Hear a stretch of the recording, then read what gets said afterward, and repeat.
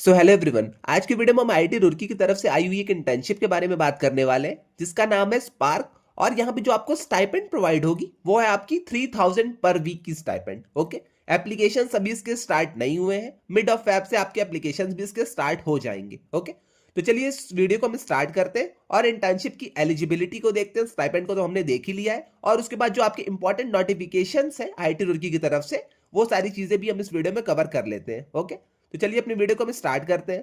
तो सबसे पहले मैं आपको यहाँ पे बता दूं, स्पार्क 2026 आपका आईआईटी रुड़की की तरफ से एक इंटर्नशिप है। ओके, अभी इसके पोर्टल स्टार्ट नहीं हुए हैं, यहाँ पे साफ साफ लिखा हुआ है।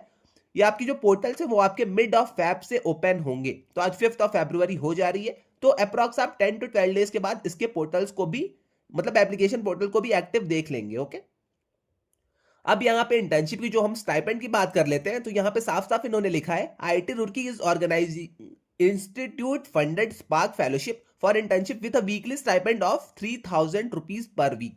तो 3000 रुपीज पर वीक की स्टाइपेंड यहाँ पे मिलेगी जो भी स्टूडेंट्स यहाँ पे सेलेक्ट होते हैं उनको। ओके, अब आप जल्दी से हम चलते हैं अपने एलिजिबिलिटी के ऊपर। ओके, क्योंकि बहुत सारे स्टूडेंट्स को एलिजिबिलिटी जाननी रहती है, तो आइए हम एलिजिबिलिटी अपनी देख लेते हैं। तो एलिजिबिलिटी में इन्होंने बहुत ही क्लियर रखा है, student who are currently enrolled and have completed at least 2 semesters of undergraduate degree. तो अगर आप भी बैचलर्स डिग्री में एनरोल हैं और आपके 2 सेमेस्टर्स हो चुके हैं तो आप यहाँ पे अप्लाई कर सकते हैं। अब यहाँ पे एक और कंडीशन है कि बैचलर्स डिग्री इनके मन मुताबिक होनी चाहिए आपकी। तो बैचलर्स डिग्री जो कि ये एलिजिबल मान रहे हैं वो है आपकी बीआर की डिग्री, बीई, बीटेक, बीएसएमएस या फिर एमएससी की डिग्री। तो अगर आपने बीआर, बीई, बीटेक, बीएसएमएस या फिर एमएससी कर रखी है, ओके, या फिर आप सेकंड सेमेस्टर के आगे हैं, ओके, मतलब थर्ड सेमेस्टर में, फोर्थ सेमेस्टर, फिफ्थ सेमेस्टर में, तो आप यहाँ पे अप्लाई कर सकते हैं। ओके, अब उसके बाद यहाँ पे कुछ नेसेसरी सीजीपीए क्राइटेरिया है, वो भी आइए हम देख लेते हैं। तो अगर आप अपनी बैचलर्स की डिग्री थर्ड सेमेस्टर की, फोर्थ सेमेस्टर की, अगर आप अपनी बैचलर्स की डिग्री किसी आईआईटीज या फिर आईआईएससी से कर रहे हैं तो आपकी सीजीपीए 7.5 से ऊपर होनी चाहिए। ओके, इसके बाद यहां पे इन्होंने आइसर और नाइसर को जोड़ा है। तो अगर आप आइसर या फिर एनआईटीज, आइसर, नाइसर, अगर आप यहां से अपनी डिग्री को कर रहे हैं तो आपके 8 सीजीपीए से ऊपर होने चाहिए। इसके अलावा अगर आप किसी अदर इंस्टीट्यूट से, प्राइवेट हो गया आपका, यहाँ पे गवर्नमेंट इंस्टीट्यूट हो गया, अगर आप वहां से अपनी बीटेक को या फिर बीई को, बीआर को कर रहे हैं तो आपकी सीजीपीए 8.5 से ऊपर होनी चाहिए। ओके, या फिर 8.5 के बराबर होनी चाहिए। तो इतनी चीज आई थिंक आपको क्लियर हो गई है। एक बार मैं फिर से आपको समराइज कर देता हूं पूरे आपके एलिजिबिलिटी क्राइटेरिया को।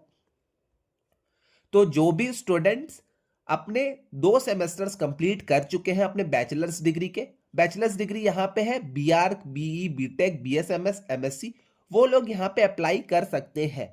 सीजीपीए क्राइटेरिया यहाँ पे दी गई है। तो अगर आपके सीजीपीए आईआईटी से है तो आपके 7.5 या फिर 7.5 के ऊपर सीजीपीए चाहिए। अगर आप एनआईटीज, आइसर, नाइसर से है तो आपके 8 या फिर 8 के ऊपर सीजीपीए चाहिए होंगे। और अगर आप किसी अदर प्राइवेट यूनिवर्सिटी से, गवर्नमेंट इंस्टीट्यूट से है तो आपके सीजीपीए जो है 8.5 के ऊपर होने चाहिए। ओके, बस इतनी सी आपकी एलिजिबिलिटी थी। आई थिंक आपको ये चीज क्लियर हो गई होगी।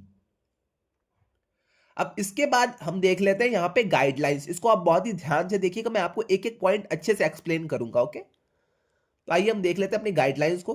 तो सबसे पहले आपको यहाँ पे please log in to submit your application and view status on of your application. Okay, तो जब आपकी यहाँ पे पोर्टल, जो आपकी साइट एक्टिव हो जाएगी तो आप यहाँ पे लॉगिन कर लीजिएगा। लॉगिन करने के बाद आप एप्लीकेशन को फिल कर दीजिएगा। उसके बाद अपने एप्लीकेशन स्टेटस को आप चेक करते रहिएगा। ओके, उसके बाद जो सेकंड पॉइंट इनका है, application need to be submitted through an online portal made for purpose where the applicants will upload the last semester mark sheet of current degree, photograph, a 500 word research statement and a brief 1-2 page resume. Okay, इसके अलावा आपको यहाँ पे no objection certificate भी चाहिए होगा आपके institute का। तो यहाँ पे इन्होंने लिखा है कि आप जब यहाँ पे पोर्टल पे जब जाएंगे, क्लिक करेंगे, वहां पे जब आप अपनी एप्लीकेशन को फिल करेंगे तो आपको वहां पे अपनी लास्ट सेमेस्टर की मार्कशीट्स फिल करनी होंगी। ओके, लास्ट सेमेस्टर की आपकी मार्कशीट्स को यहाँ पे अपने देना होगा। उसके अलावा आपको यहाँ पे फोटोग्राफ अपनी अपलोड करनी होगी। उसके अलावा आपको यहाँ पे 500 वर्ड का एक रिसर्च स्टेटमेंट लिखना होगा। ओके, कि आपको इस रिसर्च में क्यों जाना है, ओके, क्या क्या चीजें करेंगे आप। ओके, ये सारी चीजें आपको यहाँ पे लिखनी होगी। 500 वर्ड का एक रिसर्च स्टेटमेंट आपको लिखना होगा। इसके अलावा आपको यहाँ पे 1-2 पेज का जो भी आपका रेज्यूम होगा, आपके पास आई थिंक होगा रेज्यूम, तो रेज्यूम आपको यहाँ पे अपलोड करना होगा। बस इतनी सी चीजें आपको करनी है, 3-4 चीजें आपको यहाँ पे करनी है। उसके अलावा यहाँ पे आपको नॉन ऑब्जेक्शन सर्टिफिकेट बनवाना होगा अपने कॉलेज से। एनओसी आप जो भी जिस भी कॉलेज में आप पढ़ते हैं, आप वहां पे जाएंगे, एनओसी बोलेंगे तो वहां पे आपको एनओसी बना के दे देते हैं वो लोगों के। एक एप्लीकेशन फॉर्म आपको भरना होता है, काउंटर पे जो भी आप हैं आप वहां पे सबमिट करेंगे तो आपको एक एनओसी मिल जाएगा। ओके, तो एनओसी भी आपको अपने कॉलेज का यहाँ पे लगेगा, तो वो सारी चीजें आप एक बार बनवा लीजिएगा। ओके, क्योंकि वीडियो में आपको पहले इसीलिए लाके दे रहा हूं क्योंकि यहाँ पे एनओसी आपको बनवाना है, आपको रिसर्च स्टेटमेंट लिखनी है, रेज्यूम अपना, ये सारी चीजें करनी है, तो इसीलिए मैं आपको पहले ही वीडियो बना के बता दे रहा हूं।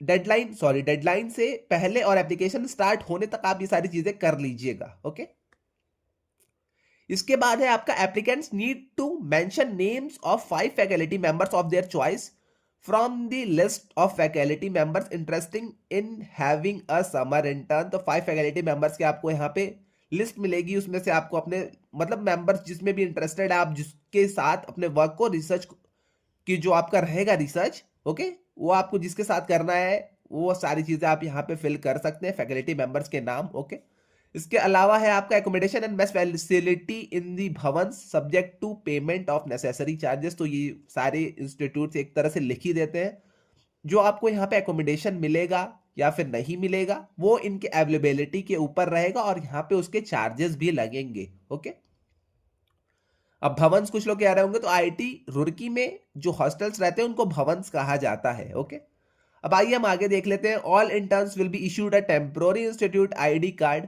तो जब भी आप अगर इस इंटर्नशिप में सेलेक्ट हो जाते हैं तो आपको एक टेम्पररी आईडी कार्ड मिल जाएगा। जितने ड्यूरेशन के लिए आप इंटर्नशिप में गए हैं उस आईडी कार्ड से आप लाइब्रेरी की, स्पोर्ट्स की, मेडिकल की, कंप्यूटर सेंटर की, इंटरनेट की, अदर इंस्टीट्यूट की जो भी डिपार्टमेंट है, रिसर्च के, रिक्रिएशन के, उन सारी चीजों के आप जो फैसिलिटीज है उसको अवेल कर सकते हैं। ओके, और तो लास्ट पॉइंट है आपका यहाँ पे, after the successful completion of the internship a certificate from the institute with the name of intern mentioned signed by dean SRIC will be issued to all intern. तो certificate आपको मिल जाएगा। Okay, जैसे ही आप अपनी पूरी इंटर्नशिप को complete कर लेते हैं। तो एलिजिबिलिटी इसकी बहुत ही सिंपल थी, मैंने आपको पहले ही बता दी। और भी जो इसके अलावा आपके डॉक्यूमेंट्स लग रहे हैं, सारी चीजें, ये सब भी आपकी बहुत ही सिंपल चीजें। अगर आप कॉलेज से हैं तो आप कॉलेज में जाके ये सारी चीजें अपनी अवेल कर सकते हैं, उनसे मांग के ये सारी चीजें आप यहाँ पे फिल कर सकते हैं। ओके, तो आई थिंक आपको अभी कोई तो अब दिक्कत तो आ नहीं रही होगी। इसके अलावा अगर आपको कोई भी डाउट आता है तो आप आके कमेंट सेक्शन में मुझसे पूछ सकते हैं। जैसे ही इसके एप्लीकेशन स्टार्ट होंगे मैं आपको व्हाट्सएप डिस्कशन ग्रुप में यहाँ पे एक अपडेट दे दूंगा। तो अगर आपने अब तक व्हाट्सएप डिस्कशन ग्रुप हमारा नहीं ज्वाइन किया तो व्हाट्सएप डिस्कशन ग्रुप आप ज्वाइन करते जाइएगा। और हाँ, अगर आपको कोई भी डाउट आते हैं तो आप आके कमेंट सेक्शन में मुझसे पूछ सकते हैं, वरना आप मुझे आके इंस्टा या लिंक्डइन पे डीएम कर दीजिएगा, मैं वहां पे भी इन सारे डाउट्स के आंसर कर दूंगा। तो आज के लिए बस इतना ही, मिलते हैं नेक्स्ट वीडियो में।